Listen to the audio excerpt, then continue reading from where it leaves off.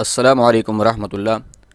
سامعین مکرم، یہ تو سن رکھا ہے کہ اسلام نے زوال کے وقت عبادت یا سجدہ کرنا سے منع کر رکھا ہے، لیکن یہ معلوم نہیں کہ منع کیوں کر رکھا ہے، اس کی وجوہات کیا ہیں۔ تو آج ہم ان وجوہات کو جاننے کی کوشش کریں گے کہ اسلام نے زوال کے وقت عبادت کرنے سے کیوں منع کر رکھا ہے، اس کے پس پردہ کون سی حکمتیں پوشیدہ ہیں، اور پھر سائنس کا اس حوالے سے کیا کہنا ہے۔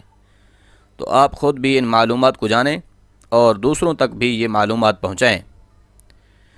تو دیکھیے، نماز اسلام کا ایک اہم ترین رکن ہے۔ اس بات سے نماز کی اہمیت کا اندازہ لگایا جا سکتا ہے کہ قرآن اور احادیث میں نماز پڑھنے کی بار بار تاکید کی گئی ہے اور نہ پڑھنے پر تنبیہ کی گئی ہے۔ حدیث مبارکہ میں آتا ہے کہ ایک شخص حضور نبی رحمت صلی اللہ علیہ وآلہ وسلم کی خدمت اقدس میں حاضر ہوا اور عرض کرنے لگا کہ یا رسول اللہ، فلاں شخص راتوں کو نماز پڑھتا ہے لیکن دن میں چوری والے کام کرتا ہے۔ تو حضور نبی رحمت صلی اللہ علیہ وآلہ وسلم نے اس آدمی کا یہ سوال سن کر ارشاد فرمایا کہ اس کی نماز عن قریب اسے برے کاموں سے چھٹکارا دلا دے گی۔ اسی طرح اللہ نے بھی فرمایا ان الصلاۃ تنہی عن الفحشاء والمنکر، بے شک نماز بے حیائی اور برے کاموں سے روکتی ہے۔ اس کے علاوہ سورہ مدثر میں اللہ فرماتا ہے فی جنات یتساءلون، کہ جنتی لوگ سوال کریں گے، کن سے؟ عن المجرمین، جہنمیوں سے، ما سلککم فی سقر، کہ اے جہنمیوں، تمہارے جہنم میں آنے کا سبب کیا بنا ہے؟ تو ان کا سب سے پہلے یہی جواب ہوگا قالوا لم نک من المصلین، کہ ہم دنیا میں نماز پڑھنے والے نہ تھے۔ تو سامعین، اسی طرح اکثر اوقات ہوتا ایسے ہے کہ کچھ سوالات اس طرح کے ہوتے ہیں جن کا خیال تو بہت ساروں کے ذہن میں آتا ہے لیکن ان کی حقیقت معلوم نہیں ہوتی۔ ایسا ہی ایک سوال تمام مسلمانوں کے ذہن میں تو یقیناً آتا ہوگا کہ زوال کے وقت عبادت کیوں نہیں کی جاتی، یا زوال کے وقت سجدہ کرنے سے کیوں منع کیا گیا ہے۔ اب اس کو اگر سائنسی طور پر دیکھا جائے تو سائنس کا یہ خیال ہے کہ سورج کے طلوع اور غروب ہونے کے اوقات میں اگر سجدہ کیا جائے تو اس وقت زمین سے ایسی شعاؤں کا اخراج ہو رہا ہوتا ہے کہ جن سے پاگل پن کا خطرہ لاحق ہو سکتا ہے۔ لیکن اس حوالے سے شرعی نقطہ نظر کیا ہے؟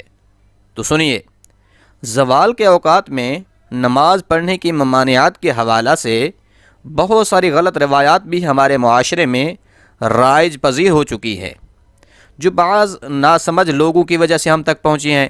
یعنی اگر کسی نے ازراہ مذاق بات کر دی تو لوگ پھر اس کو حقیقت جان کر آگے پھیلانا اپنا فرض منصبی سمجھتے ہیں۔ جیسا کہ ایک یہ بات بھی کسی علاقے میں معروف ہے کہ زوال کے وقت عبادت کرنے سے جن نازل ہو جاتے ہیں، جبکہ بعض لوگوں کا یہ تصور بھی ہے کہ یہ جنوں کا وقت ہے، اس وقت ہم کوئی بھی عبادت نہیں کر سکتے، نہ تلاوت قرآن کریم، نہ ذکر اذکار اور دیگر تسبیحات، اور نہ ہی نماز پڑھ سکتے ہیں۔ اس کے برعکس کچھ لوگ یہ بھی کہتے ہیں کہ اس مکروہ وقت میں سب عبادتیں کر سکتے ہیں، تلاوت قرآن مجید و تسبیحات بھی اور نماز و سجدہ بھی۔ تو یہ دونوں تصورات بالکل غلط اور من گھڑت ہیں۔ یاد رکھیں، زوال کے وقت نماز پڑھنا منع ہے، خصوصاً سجدہ کرنا تو بالکل ہی منع ہے، چاہے وہ سجدہ تلاوت ہی کیوں نہ ہو۔ اصل میں 24 گھنٹوں میں 3 اوقات ایسے ہیں کہ جن میں نماز پڑھنا اور سجدہ کرنا جائز ہی نہیں ہے۔ شریعت کی اصطلاح میں ان 3 اوقات کو مکروہ اوقات کہا جاتا ہے۔ وہ 3 اوقات کون کون سے ہیں؟ نمبر 1 پر ہے طلوع آفتاب، یعنی سورج نکلنے کا وقت۔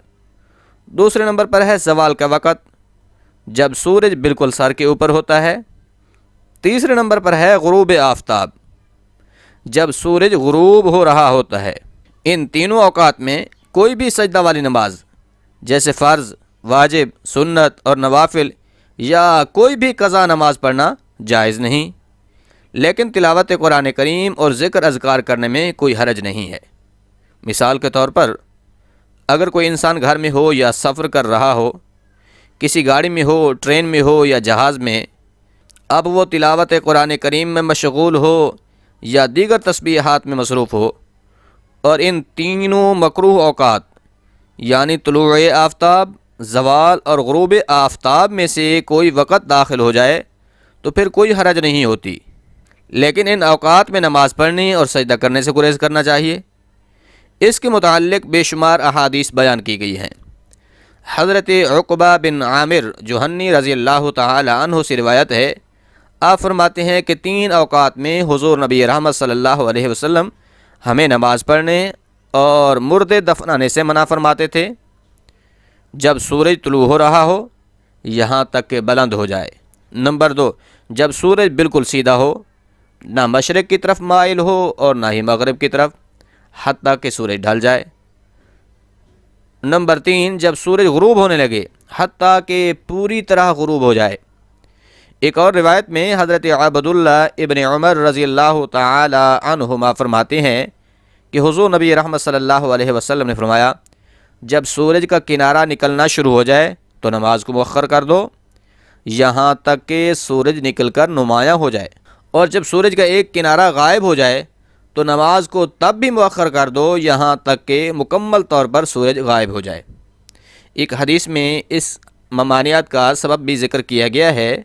حضرت عبداللہ ابن عمر رضی اللہ تعالی عنہ بیان کرتے ہیں کہ حضور نبی رحمت صلی اللہ علیہ وسلم نے فرمایا، نماز کو سورج کے طلوع و غروب کے اوقات میں نہ پڑھو، کیونکہ اس وقت سورج شیطان کے 2 سینگوں کے درمیان سے طلوع و غروب ہوتا ہے، اس لیے کہ سورج کے طلوع و غروب کے وقت شیطان افق پر اپنے سینگوں کو سورج کے سامنے کر دیتا ہے، کیونکہ آتش پرست سورج کو سجدہ کرتے ہیں، اس کی پوجا پاٹ کرتے ہیں، تو شیطان یہ باور کراتا ہے کہ لوگ اس کی پوجا کر رہے ہیں، اس لیے سورج کے طلوع و غروب کے وقت نماز پڑھنے اور سجدہ کرنے سے منع کیا گیا ہے تاکہ بت پرستوں اور مشرکین سے مشابہت نہ ہو۔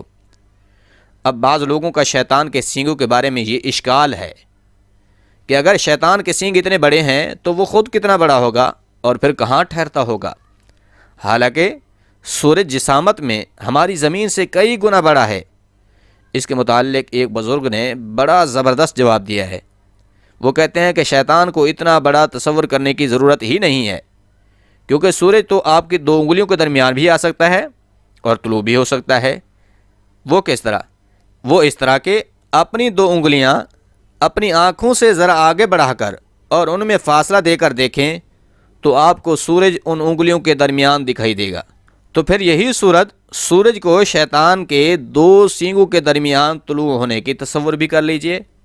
حضرت عمرو ابن عباسہ رضی اللہ تعالی عنہ سے مروی ہے، ایک لمبی حدیث میں سورج کے طلوع و غروب کے اوقات میں نماز نہ پڑھنے کا سبب بیان کرنے کے ساتھ ساتھ سورج کے نصف النہار یعنی زوال کے وقت ہونے کے ٹائم نماز نہ پڑھنے کی وجہ بھی بیان کی گئی ہے۔ وہ یہ کہ اس وقت جہنم دہکائی جاتی ہے۔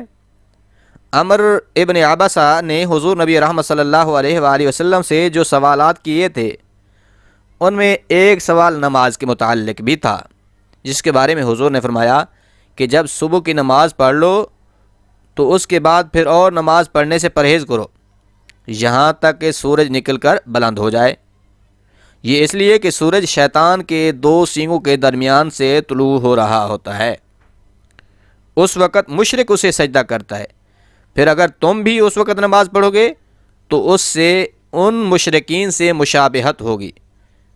ہاں، جب سورج بلند ہو جائے تو اس وقت نماز پڑھو، کیونکہ اس وقت کی نماز کی فرشتے گواہی دیں گے اور فرشتے حاضر بھی ہوتے ہیں، یعنی کہ وہ نماز مقبول ہوگی۔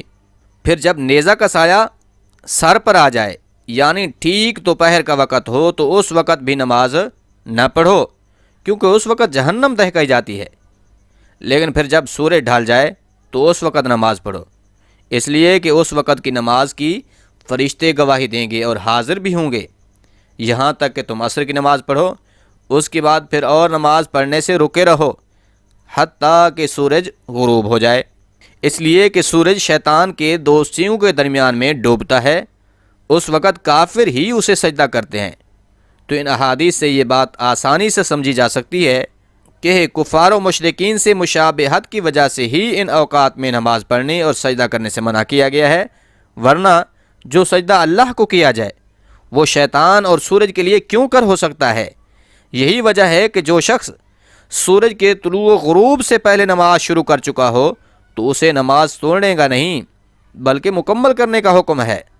اور ان احادیث سے یہ بات بھی واضح ہوتی ہے کہ حضور نبی رحمت صلی اللہ علیہ وسلم نے سب سے اہم کام یعنی نماز پڑھنے کو ان اوقات میں منع کر دیا جن اوقات میں کافر عبادت کرتے ہیں، کیونکہ اس سے ان کے ساتھ مشابہت لازم آتی ہے۔